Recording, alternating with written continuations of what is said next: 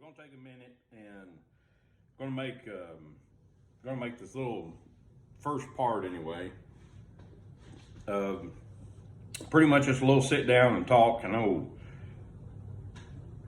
you're gonna hear 1,000 of these things all over YouTube. Everybody talks about the jig. Everybody talks about different baits, but this bait here is very dear to me. I've probably over the years, I've caught more big fish, I'd say. And when I mean big fish, I mean over 4 pounds on a jig than I probably have any other bait. And within saying that, I'm gonna tell you the truth. The truth is, if you don't use a bait, then you can't catch fish on it. Whichever bait you have in your hand the most, of course you're gonna wind up catching fish on that bait. You're probably gonna have more fish and bigger fish. That being said, that ought to tell you in the last 20-something years, for over 20 years that I've been fishing just a bass jig, that I have caught my fair share of spotted bass, largemouth bass, and smallmouth on bass jigs. Now we're going to describe what an actual bass jig is first, okay? Now, bass jig first, this one here is a little bit different color than the ones I've been using. This one's a little bit closer. It's pretty obvious. I'm gonna tell you about the MJ jig. Okay, that's the jig that I can just tell you the truth. A friend of mine makes these jigs, and when I started to get back into fishing here about a year, several months ago, I got back into bass fishing to where before honestly I didn't have time. I was tired. I've been bass fishing for biggest part of my life. But I really started fishing a bass jig about 20 years ago. I had an older man that fished tournaments. He was a very good friend of mine.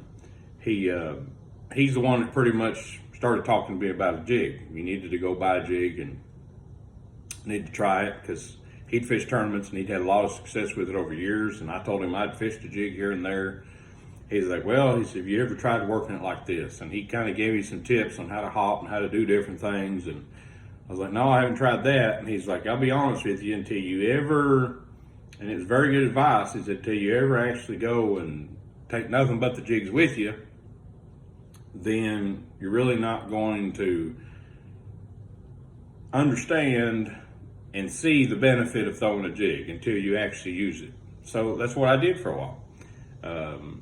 And I'll make a video. I'm gonna try my best to take you back to that first place where I went to, and I'll show you kind of how I worked that jig, which is a little different. But everybody wants to talk about the jig. Like I said, my favorite one, and I decided that when I was going to fish jigs again, if I was going to start investing in one jig, that I was going to do it the way I wished I'd have done it years ago. I had a tackle box full of every size. I had a tackle box full of every color. Nothing wrong with that. That's what you want to do. I had a tackle box full of all this different stuff.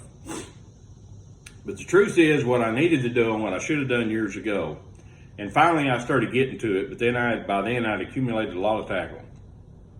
I should have bought one, maybe two sizes.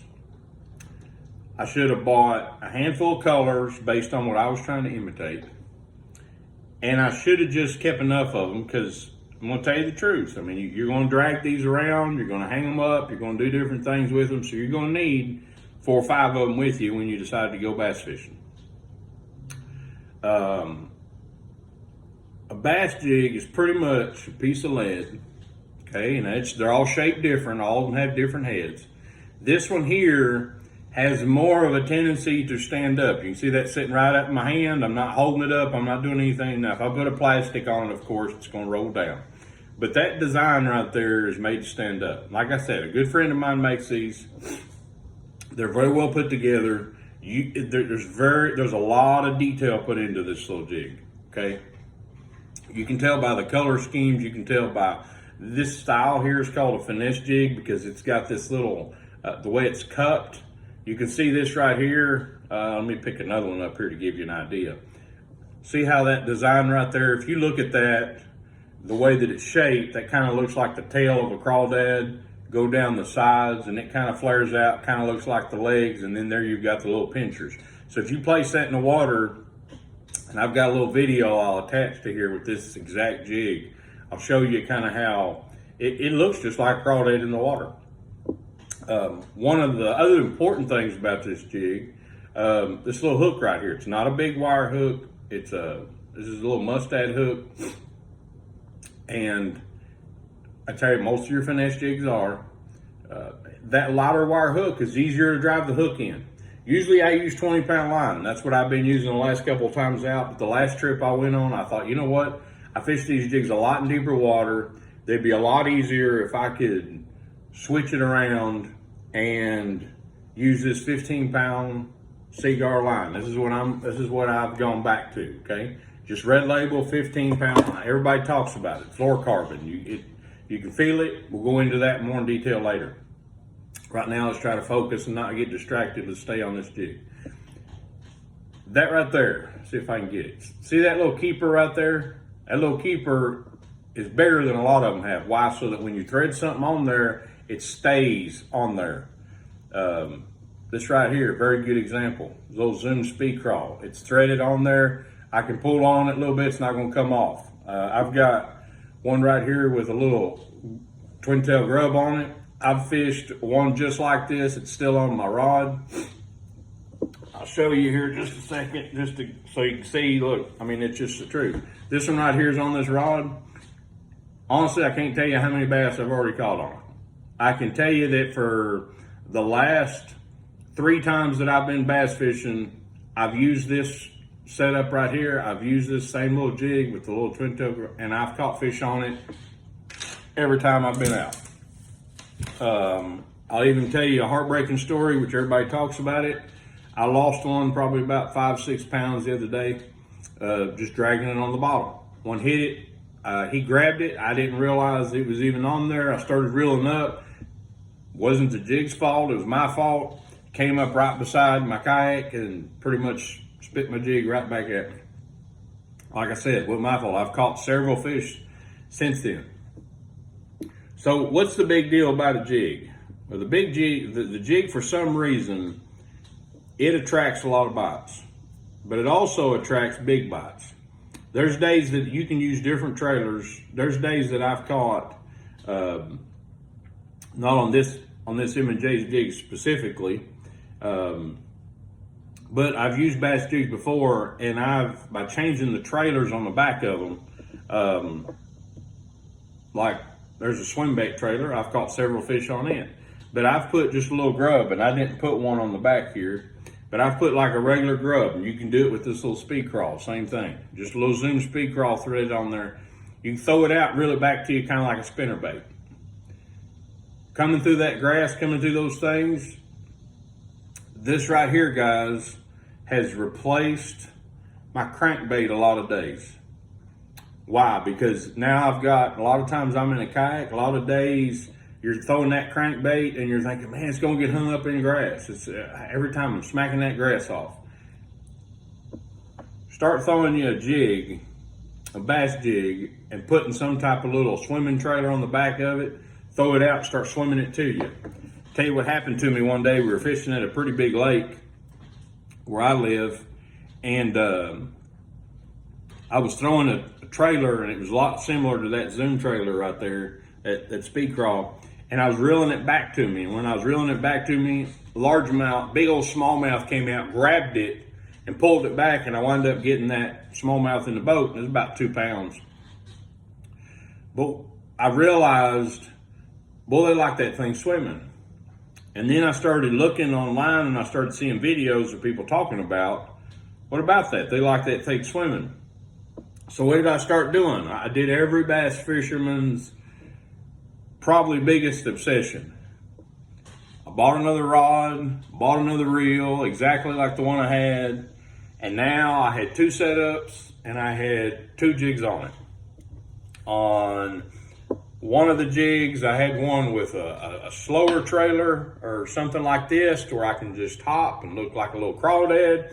And then on the other one, I had something like a zoot speed crawl and I started swimming it like a little crankbait. A bass jig is one of my absolute favorite jigs because it's so versatile. We're all that get into bass fishing, eventually it's going to bite you to where you become a tackle junkie. To where you pretty much get obsessed by buying every little bait you can. We all get into this mindset that, oh, they're going to bite that better. Oh, we watch this little TV show. We watch this little video. Oh, this one catches more fish. Oh, this one catches more fish. I'm going to tell you my experience of well over 20-something years bass fishing. Almost any bait out there is going to catch fish at some point or another. Every bait out there is going to have times that it does, times that it doesn't. Every bait out there, manufactured, doesn't matter if they're the fanciest $20 baits, I've had them. I've had jerk baits $20. I've had spinner baits that were $15. I've had top waters that are $20. And some days they work. Some days they're awesome baits, but the conditions have to be right a lot of times for those baits. A lot of times, that's something about bass fishing. Conditions have to be good. But I'm going to tell you something. Bass Jig doesn't have a season. It doesn't have a time of day that it's better than the other. It doesn't have, it's limited to the trailer and the way you work it. It's limited to you using it the way you want to. Okay, you're controlling a lot of times the action. My biggest suggestion to anybody who wants to learn how to fish is Bass Jig. Okay, and of course, I'm going to try my best to sell you this M&J jig. Why? Because, like I said, all the features that I look for in a jig, it has it. All the features, when I first got these, look, I just went right to the tackle store, bought them right off the shelf, and I started using them. And I started catching fish again with them, which like I said, I hadn't been bass fishing and actually spent some time doing it in several years. And I started catching fish again on it. And I started remembering all these years I'd still been fishing, but I'd been fishing out of my kayak. I'd been fishing off the bank. I'd been fishing all these other little baits.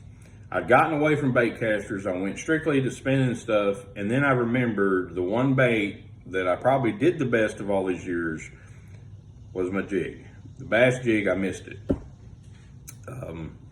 And I started remembering again how versatile it really is. I started remembering again why I used to fish it so much, why it was so popular, why I had so much time that I spent with it. Like I said, this M&J jig right here has a lot of details to it. It has a lot of good things. It's brush card on a lot of the jigs you're going to buy. That brush card's too tough. You wind up seeing people trim them and cut them at an angle and all that. You don't have to do this to this. A lot of people, you're going to say, well, when you open up the pack, first thing I do is trim this skirt and trim this thing. Let me tell you something. The first time I open this pack, you know what I do? First time I open this pack, I put it in my box. When I take this M&J jig right here, I put it in my box. And I'll show you here, I've got a little tackle box that I've got set up for just these, okay? I got them separated a little bit by color. What do I do with them? I try to decide when I get ready to go fishing with it, here's what I do with this jig. You ready for all these tips? This is what I'm getting ready to tell you. This is what I get ready to do. All over the internet, you see, oh, when I get my jig, the first thing I do is trim this, trim that. Let me show you what I do when I first get a jig. First thing I do is I pick out what trailer I'm going to put on it. That's what I do. I pick out whatever trailer, whatever type of situation, whatever I'm trying to imitate. Then you know what I do? As soon as I do that, I take this right here and I tie it on my bait caster. And then I do something as amazing as I throw it in the water. And then I start working it little by little. That's all I got to do. I don't, this is one of the reasons why I like this jig. I don't have to do all that other stuff. I don't have to sit there and trim. I don't have to wish that the hook was better. I don't have to wish that the brush guard was softer. I don't have to wish that it had the hook keeper, so I don't have to super glue nothing on there. I don't have to wish that the ball head jig, man, I wish it'd stand up a little bit. Don't have to worry about none of that. All I do is just work the jig. The line tie on this jig, look where it's at, okay? If you held this out, it's at an angle to where when it's sitting down, you can see this, it's not touching the rock, whatever it is. As I'm pulling this is going to tilt, and as I'm pulling this along, it pulls it up and away from things. See how that tilts up? As you work it, this is going to tilt just like this. And as it tilts, you're going to work up. Guess what that does? That line tie right there, that little place where you put your knot, is up and away from all those rocks. It's up and away from all that stuff. So what does that mean? The knot doesn't get messed up as a lot. Okay, when I get ready to set the hook, if I'm pulling this along, you see the angle this is right here? Plenty of bite right there to come up and penetrate a fish, to go right into the roof of its mouth. I've got some, and I'll put some of these pictures attached to this too. I've got some that took this little jig right here, swallowed it. I had one the other day to where I was fishing this little jig, and I had this little grub trailer on the back of it, twin grub trailer. I was swimming it along, and I decided, you know what, I'm gonna drag it for a little bit. I drug it, fish come out of the brush, grabbed it, started swimming off with it. I set the hook instantly. Like I said, been doing this for years. I set the hook. What happened? When I got the fish in the boat, I thought, man, look, how am I having a hard time getting that out of there? In the back of the fish's throat, you'll see that in the back of a bass, it looks something about, look like that right there, just a little bitty hole. You see that in the back of the throat. Guess what that bass had? That bass had this much of that jig right there down in its throat. I had to reach up through his gills with a pair of pliers and turn that jig, and I got it right back. It's pretty much the jig I showed you right there on that bait caster. Here's what I'm telling you. Yes, you can fish a bunch of different jigs. I'd like for you to try this M&J jig. I think you'll like it. This is just the color that I use more than anything, that hot tamale. They've got all kinds of colors. But the main thing is Bass Jig is so versatile. And I'll put a picture here at the end, and I'll show you all the different little trailers that I put on there. You can do anything. You can use anything you want to, any type of trailer. You may have your favorite trailer that you use. I'll be surprised if it doesn't work. It's a fun bait to fish. When I go out and go fishing, sometimes you think, oh man, I just, I only want to take one rod with me. You see some people when they go fishing at the pond or they go fishing at the lake, walk around the bank. What they got? They got 3 or 4 or 5 different rods all piled up together, and here they are walking down the bank, and they're trying to keep up with all of them. I'm gonna tell you the truth. 9 times out of 10, when I go down the bank anymore, I've got one. I've got one bait tied on. I've got that little bait right there tied on. It's that same hot tamale, same jig. That's what I've got tied on. What do? I go down the bank early in the morning. I've probably got some type of swim bait. I've got something that swims a little bit, something that has some action to it. I got it dragging through the water. When the sun comes up and I'm still wanting to stay out there, I'll switch and I'll put something like this on there. Something that's got a little bit slower action. Anyway, I didn't mean for this video to be this long, but this is just my overview, quick little overview of my favorite bait to fish. And if you really want to bass fish and you really want to have fun, yes, you can use any bait out there, and they're all catch fish. But you need to give these jigs a try. If you really want to have fun, enjoy the time out there, and if you really want to start catching and getting a chance of catching bigger fish, sometimes you can fish it slow, sometimes you can hop it, sometimes you can swim it, sometimes you can reel it back to you just like a spinnerbait. It's a very versatile bait. You need to give these baits a try. Anyway, if you're interested in this specific one, these M&J jigs, then send me a comment. Let me know. I'll set you up with somebody who can send you some. They're not very much, but we'll be more than happy to get you some. If you don't, you want to try your own. Look, I hope these tips help you. I hope you have a blessed day. Anyway, this is, like I said, it's a little bit longer than what I wanted to do, but it's real hard for me to slow down and not talk a lot about my favorite bass bait, okay? And like I said, I hope it helps somebody. Y'all have a wonderful day. God bless you. And look, in the times we're in and all this stuff going on, just remember one very important thing. This is who I am. This is what I live by, is God loves you. God loves you, and He wants to help you. And one of the things that He gave us is His creation.